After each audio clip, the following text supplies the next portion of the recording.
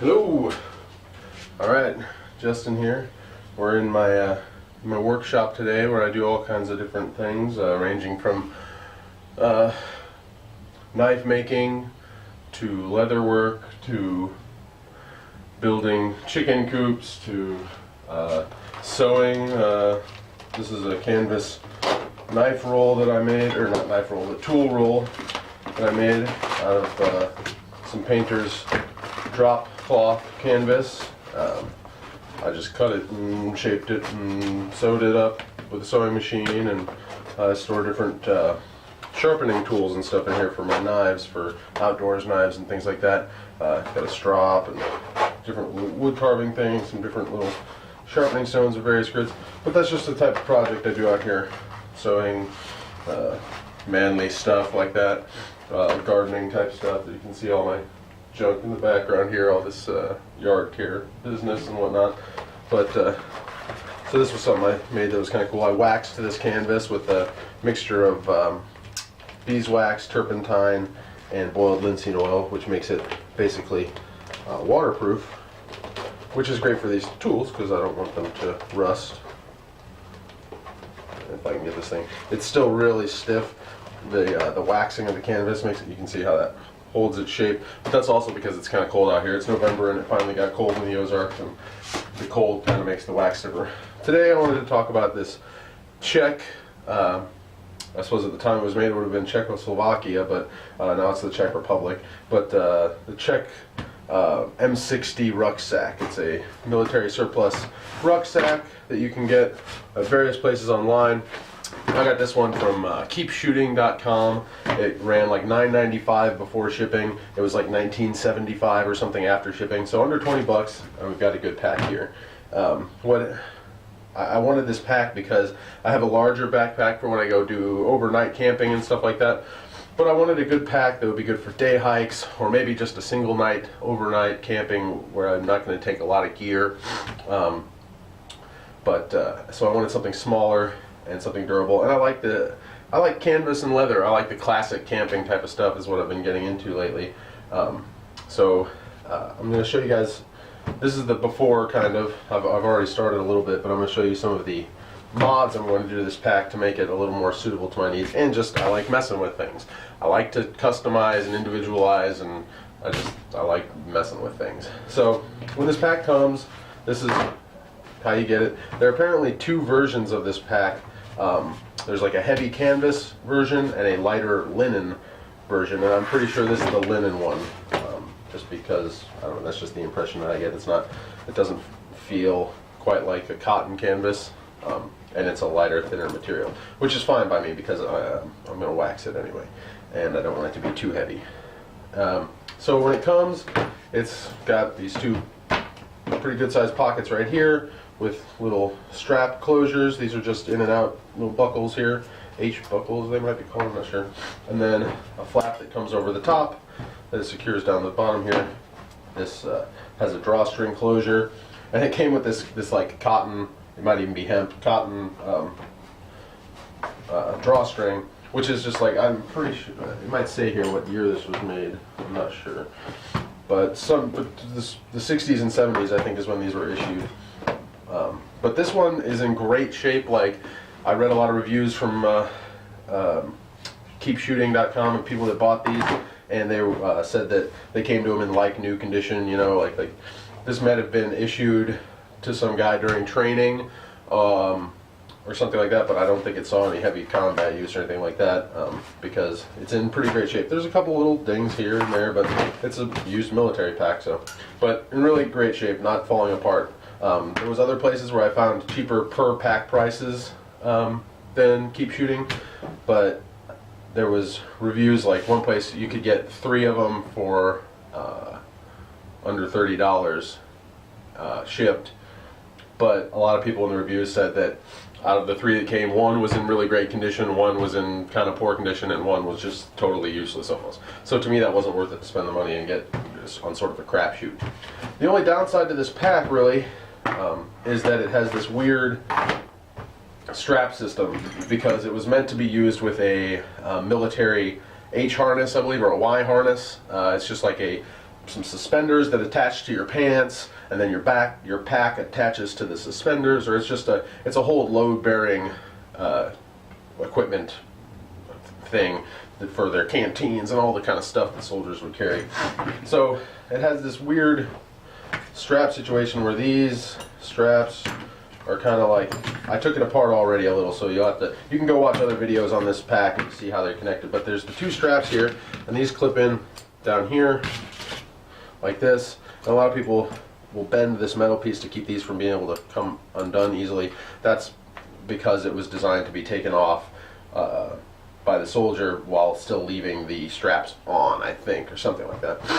And then the top, these loops here were actually connected to this ring, and these little clips here were down here, and these would clip in up here, and then it would fold under like this to this ring, which had this yoke attached to it with these other weird straps coming off of here that are supposed to be attached down here or on the sides or something like that.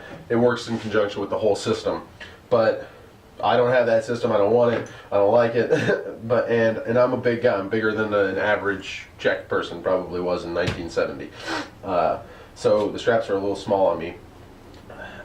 So what I did was I read about on some forums and things about mods people have been doing to this, like bending these in, or you can slip a piece of used bike tire around this once it's connected, and that'll keep it from coming off and also keep it from jangling around and making a lot of noise.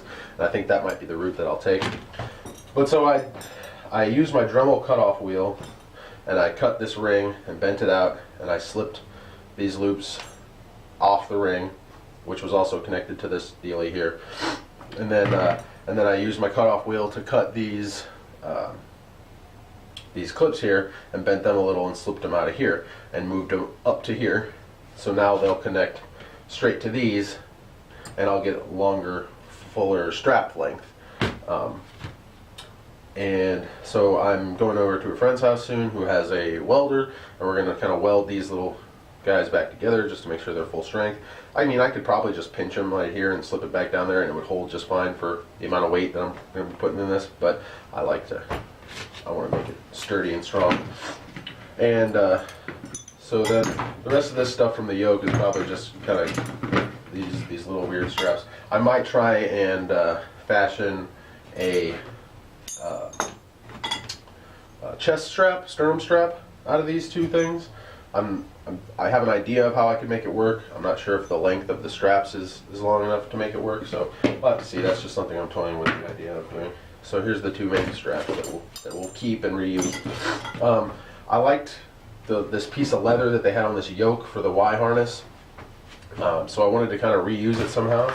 So what I'm doing here to the front of the pack, and this is kind of just cosmetic because I like the looks of leather, but also it's sturdier. These are plenty sturdy. It's just a cotton webbing strap here on these flaps. But so what I'm going to do is cut those off. I'm going to replace them with these leather straps. I have a little backing here that I'm going to rivet through to the other side, if you can see that, to make it sturdy. And then these will be the new closure straps for the pockets. And then the one up here, as you can see, it kind of attaches to this loop here, or it's just sewn in here, and it goes over the top of this closure flap through this little guy here, and then it would come down through this buckle. Initially I was just going to take that off and use this yoke sort of as a anchor point for the new strap and put it on right down here on the front, because it kind of looks nicer. And I don't know, this whole thing didn't make a lot of sense to me why it would come over the top of this. But then I started thinking about it, and I thought, you know, if I wanted to put a bedroll, a blanket or a tarp or whatever rolled up, I like to carry it kind of high on my weight. A lot of people attach a bedroll to the bottom here. I feel like that drags it down. I don't know, it just doesn't seem right to me. So I like sort of my bedroll weight kind of up high on my shoulders, and I can keep it up here. So I like to put it under the closure flap. That's what I do on my Frost River Isle Royale pack. I put it under the closure flap. I put that roll under there, and then I just cinch this down, and it holds it in place underneath there, right? So I thought, well, this strap isn't really long enough to do that, because even if you have it buckled at its, you know, just through the buckle and nothing else, there's not a lot of room there underneath the flap of the pack to put a roll. So I made this strap extra long, and what I'm going to do is I'm going to attach this yoke. It'll be easier to show it to you. Get rid of this strap. I'm going to attach this yoke. I'm calling it a yoke because I think that's what the piece of the Y harness was called. I'm not sure, but I'm going to put that here. I made a backing. I cut this out of leather. You know, I just used this as a template and cut this out of a piece of leather I had, and I'm going to put this on the backing here to make it secure, and then this long strap will be in between them, coming out right there, and it'll go through this little guy here and down over the pack. But that's going to make it really strong here. I'm also going to sew. You can see the stitch groove around here, so it's going to be double riveted and sewn around here, which is going to make it really sturdy, so it won't tear out. But what that's going to allow me to do with the length of this strap, I cut it at 24 inches, is that when this is in place, coming from here, it's going to give me a lot of room to put a bedroll or something under this flap and then cinch it down. And the purpose of it going all the way back over here again is that I can then get the compression, the cinching power of the strap, and not just this canvas, which is pretty strong. But if I had this attached right here and I had something under here and I was pulling on it, well, it doesn't have quite the same strength as if the strap is over the entire bedroll while it's being cinched down. So that's my thought process on that. I try and think through things like that. I lost one of my little backers here. It's I didn't think that through, apparently. It's around here somewhere. But so there's that. Those are the main modifications I'm going to make, is fixing the straps to make them a little longer and sturdier, and get rid of that weird yoke thing that would it's like right in the middle of your back is where it hangs, and it just doesn't make any sense to me for using in this configuration. Another thing I'm going to do is on the sides of the pack here, there's these little strappy deals here, which with parts of the yoke situation, like this piece of the strap, these are meant to, they slip onto that, and you know, it holds or whatever.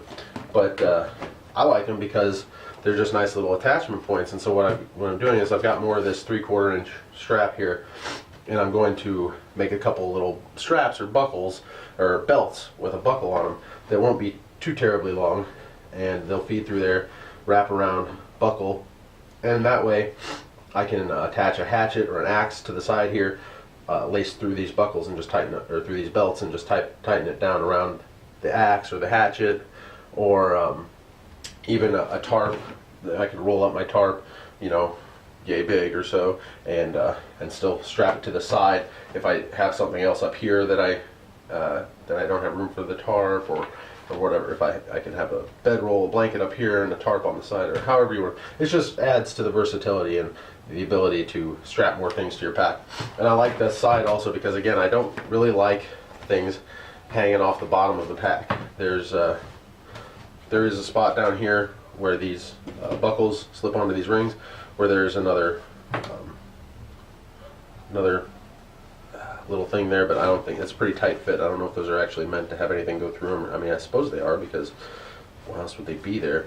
But so I would have the option with some more straps and buckles to hang something off the bottom of the pack, you know. But I don't know. I just don't like that the way it carries. So that's my Czech M60 Rucksack. Where did that piece of leather go? Oh, there it is. So Czech M60 surplus rucksack. Great buy at keepshooting.com for under $20 shipped. I mean, because it's in really great shape. And once it's all done and configured and everything, I'm going to wax this with the same stuff I waxed this with, which is going to make it a little more rigid. It's going to give it waterproof, I mean, it'll be pretty much totally waterproof, you know, from a rain or whatever. And yeah, it's just more durable. It should last even longer than it already has. Let me see. There also is one other thing that I want to do is inside this pack. So it's just one large main compartment, but there is a sleeve right here along the back side of it, and it doesn't have any bellows or whatever. It's not a gusset. It's just a sleeve. It's just flat.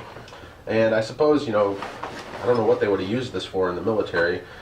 Maps and papers and documents or things maybe in that sleeve. But what I think it does is it's pretty much the whole, not quite the whole, yeah, about the whole back of the pack is covered by that one big sleeve there. And so what I'm thinking of doing is, maybe not with this material specifically, but because it's kind of thin and not real rigid, but cutting a piece of like foam, like styrofoam, something like that, to fit in there, which will give me a little back padding and a little rigidity to the pack. It'll add a little bit of a frame of sorts to it, and it's just a nice piece of pad between your gear and yourself. So if you have kind of odd shaped stuff like a cook pot or something like that, it's not going to be jamming you in the back. Like I said, this stuff is a little thin. I don't know, this is just floor mat from Harbor Freight, but I have some pad inside that is the same material as a foam pool noodle, except for it's a flat piece, and that would work great, I think, because it's about 3/4 or so of an inch thick. It's pretty rigid. It's soft enough. I think it would be perfect, except for it's hot pink. It's neon pink. It's like this cup. But but if I can find something else like that, that'll work. I don't know. That's just another thought on something I'd like to do with this. So there's my before. It'll be a while probably before I get this all finished. I'm going to work on attaching some of these straps today. But I'll take you along for the ride, and I'll show it to you when it's done. And maybe hopefully that gives some ideas to anyone else out there who's picking up one of these surplus packs to make a cool little bushcraft day pack or overnight pack. Because yeah, I like old stuff. I like canvas and leather. That's the route I'm going. Alright, signing off. I'll see you next time.